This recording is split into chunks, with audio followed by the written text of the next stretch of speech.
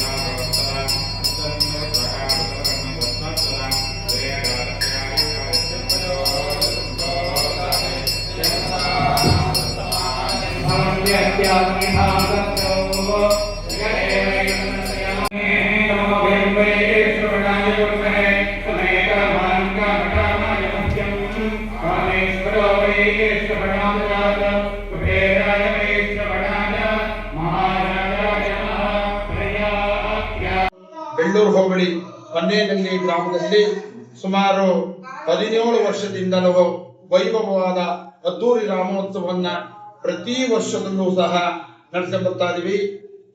ಈ ವರ್ಷ ಪ್ರಯುಕ್ತವಾಗಿ ಸೀತಾರಾಮ ಕಲ್ಯಾಣ ಮಂಟಪವನ್ನ ಸಮಸ್ತ ಭಕ್ತ ಜನಾಂಗಗಳಿಂದಲೂ ಹಾಗೂ ಸುತ್ತಮುತ್ತಲಿನ ಗ್ರಾಮಸ್ಥರುಗಳಿಂದಲೂ ವೈಭವವಾದ ಒಂದು ಸೀತಾರಾಮ ಕಲ್ಯಾಣ ಮಂಟಪವನ್ನ ನಿರ್ಮಾಣವನ್ನು ಮಾಡಿದ್ವಿ.